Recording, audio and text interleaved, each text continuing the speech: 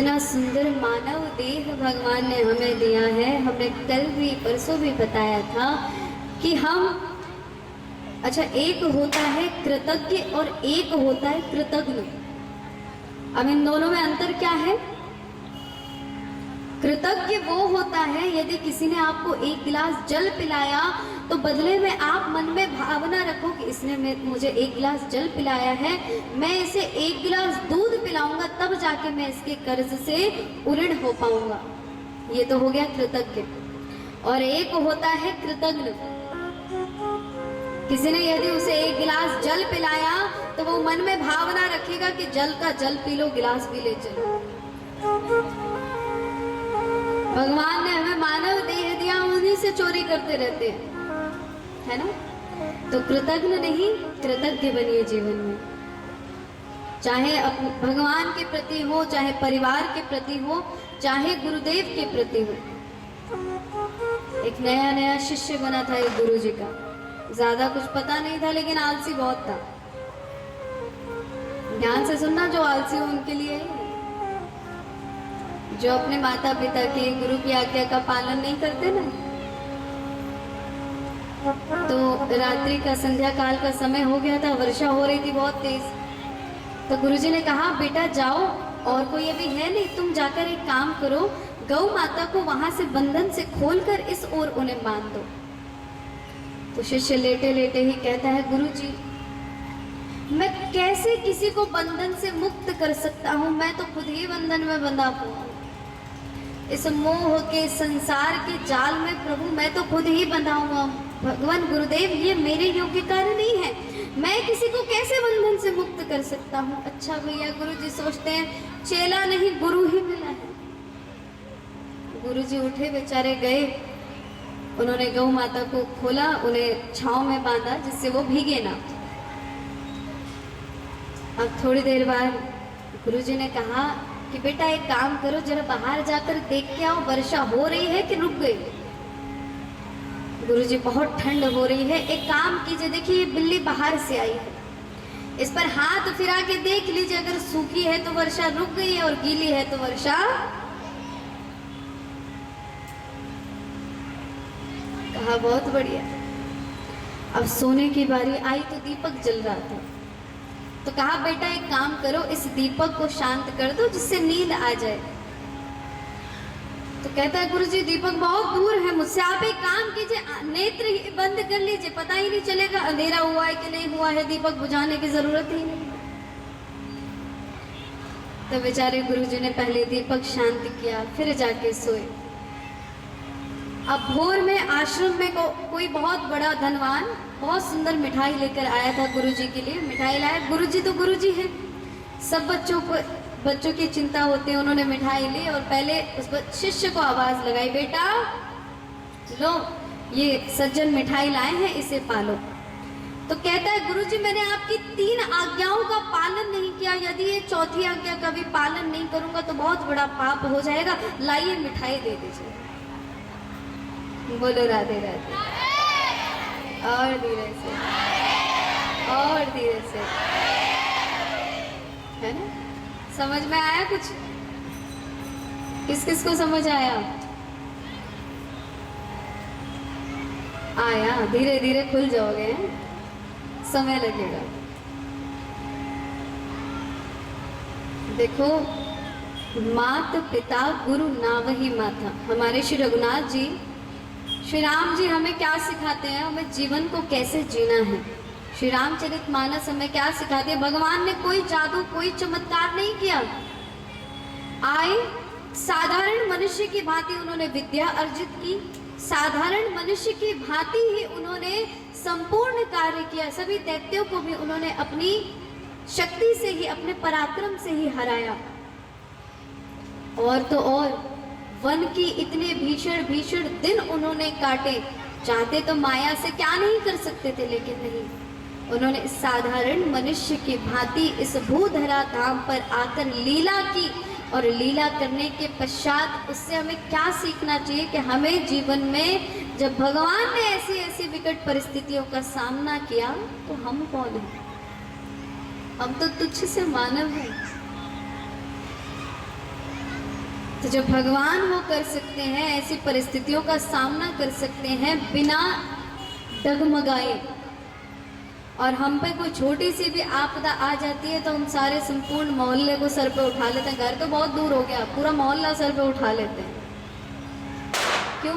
अपनी परेशानी इसको बताई, उसने उसे बताई, उसने उसे बताई, तो पूरे मोहल्ले में फैलेगी नहीं।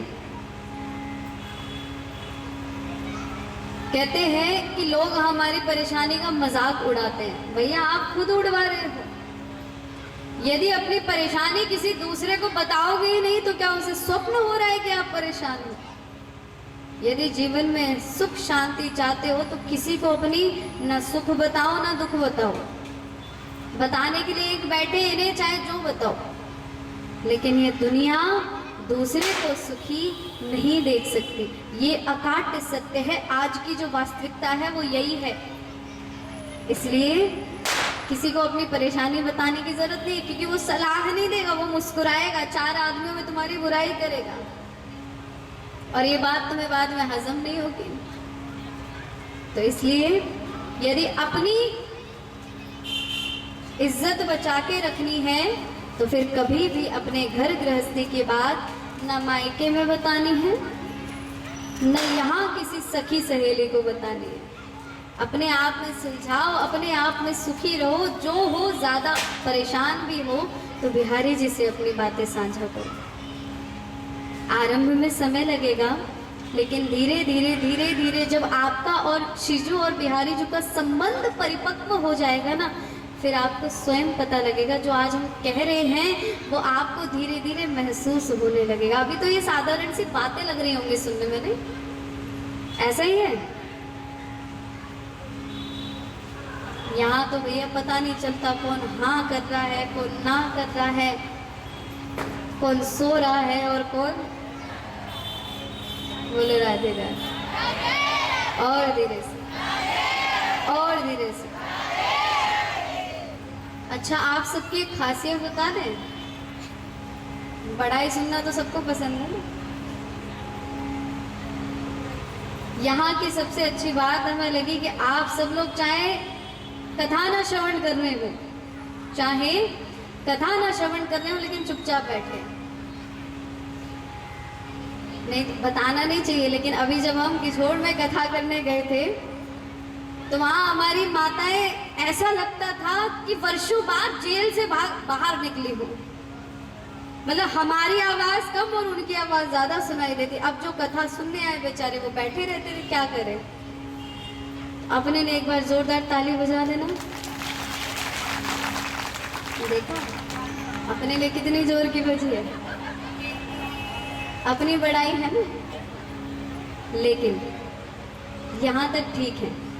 लेकिन जो भी आपकी ज्यादा बड़ाई करे, बातें जितनों दूर रह सको दूर ही रही। मीठी छुरी हो में लोग आज के जमाने पे मीठो मीठो बोल के भीतर भीतर काटते रहे। संबंधों को नष्ट करने का होता है ना, ज्यादा मीठा खाओगे तो शुगर हो जाएगी। हमारी मैया को शुगर है, मैया हंस रही है? तो जितने ज्यादा मीठे लोगों के, मतलब बाहरी मीठा, आंतरिक मीठा नहीं, क्योंकि जो अंदर से आपका भला चाहेगा वो दिन में 10 बार आपको आपकी गलती पर टोकेगा, आपकी गलतियों को सुधारना चाहेगा। और जो आपका सिर्फ बाहर से भला चाहेगा वो कभी नहीं चाहेगा कि आप सुधरो। संगत का असर हमारे जीवन में बहुत होता है, इसलिए कहते हैं अच्छी संगत करो। आप कुछ नहीं कर रहे ना जीवन में, कुछ मत करो, कोई पूजा पाठ मत करो, लेकिन अपनी संगत अच्छी रखो। यदि संगत अच्छी होगी, अच्छे लोगों के साथ आप उठेंगे बैठेंगे, तो फिर आपका धीरे धीरे मन भी परिवर्तित होगा। और जहाँ संगत गलत हो गई वहाँ फिर सुधारने वाला कोई नहीं है। तो इस प्रकार आप हम सभी सुंदर भगवान की कथा को श्रवण कर रहे हैं। श्री करदम जी महाराज ने भगवान की तपस्या की, भगवान की भक्ति की, और भगवान के नाम के सहारे उन्होंने अपने संपूर्ण जीवन को, अपनी जीवन आत्मा को भगवान के चरणों में समर्पित किया। यहाँ कपिल भगवान माता देवहूति को संपूर्ण सांख्य शास्त्र, भक्ति योग, ज्ञान योग, संपूर्ण ज्ञान मैया को देते हैं। मैया ज्ञान की बातें सुनते सुनते सुनते सुनते पिघलने लगी। उनका शरीर धीरे धीरे पिघलते पिघलते एक नदी के रूप में परिणत हो गया। श्रीमद् भागवत जी में वर्णन है, उस नदी का नाम रखा गया सिद्धदा नदी। कभी पढ़ोगे तो पता लगेगा, तृतीय स्कंद में एक कथा आती है, अंतिम अध्याय में, ठीक है? तो कभी पढ़ना।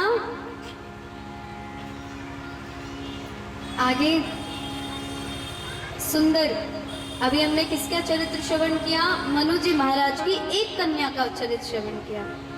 प्रसूति का विवाह किसके साथ होता है? दक्ष प्रजापति के साथ। आकुति का विवाह रुचि के साथ होता है। कैसे होता है? पुत्रिका धर्मपद, कि तुम्हारे जो कन्या होगी या पुत्र होगा तो एक संतान को हम ले जाएंगे। तो उनके घर में यज्ञ और दक्षिणा नाम की 2 संतान हुई। तो एक संतान को पृथु जी महाराज ले आए, मनु जी महाराज ले आए। तो मनु जी महाराज ने पुनः यज्ञ और दक्षिणा का विवाह करवा दिया, और विवाह करवाने के बाद इसी को कहते हैं पुत्र का धर्म से विवाह करना। इसीलिए कहते हैं कोई भी यज्ञ हो, कोई भी पूजन हो, बिना दक्षिणा के संपूर्ण नहीं होता। इसलिए हर यज्ञ में उनके साथ साथ दक्षिणा देनी ही पड़ती है। चाहे आप मन से अपने पापों को नष्ट करने की दक्षिणा दो, चाहे झूठ ना बोलने की दक्षिणा दो, कोई भी संकल्प ले लो मन से, है ना? लेकिन दक्षिणा के बिना यज्ञ संपूर्ण नहीं होता। आगे जो प्रसूति का विवाह दक्ष प्रजापति के साथ हुआ, जिनकी सबसे छोटी कन्या 13वीं कन्या का विवाह किसके साथ होता है? 14वीं कन्या, जो कि थी माता सती, जिनका विवाह भगवान भोलेनाथ के साथ हुआ था। एक बार त्रेता जुग माही, एक बार त्रेता युग माही, एक बार त्रेता जुग माही, एक बार त्रेता युग माही। शंभु गए कुंभज ऋषि पाहे, शंभु गए कुंभज ऋषि पाहे। कहाँ गए भोले बाबा? त्रेता युग की बात है। भोले बाबा माता सती के साथ ऋषिवर के यहाँ गए कथा श्रवण करने। सुंदर कथा को श्रवण किया, नतमस्तक प्रणाम करके वापस जाने लगे, और मार्ग में जिन भगवान की कथा श्रवण करके आए थे वही भगवान लीला करते हुए दिख रहे हैं। भगवान को देखा कि भगवान विरह में कातर होकर इधर उधर ढूंढ रहे हैं कि मेरी सीता कहाँ गई। दूर से देख के भगवान भोलेनाथ ने श्री रामचंद्र जी को प्रणाम किया। सती मैया कहते, प्रभु आप किसको प्रणाम कर रहे हैं? कहा, अरे सती देखो, वहां मेरे प्रभु खड़े हैं, मेरे श्री राम खड़े हैं, देखो वो लीला कर रहे हैं, जो कथा हम श्रवण करके आए वो वही कर रहे हैं। दूर से देखा, कहा ये कैसे भगवान है, ये कैसे लीला कर रहे हैं? यदि ये भगवान है तो 1 मिनट में अपनी सीता को ले आएंगे। भोलेनाथ कहते, माता सती आपने अभी जो सुंदर कथा श्रवण की, उस कथा का लीला आपको जो देखने को मिल रही है, जो सुना वो देखने को मिल रहा है, ये उससे अलग नहीं है। प्रभु लीला मात्र कर रहे हैं। वास्तविकता तो सीता मैया जहां थी वही है। सती माता को विश्वास नहीं हुआ, क्योंकि उनके मन में वो तर्क बैठ गया। क्योंकि बुखार की दवाई है, जुकाम की दवाई है, भैया कैंसर की भी दवाई बन गई, लेकिन शंका की कोई दवाई नहीं।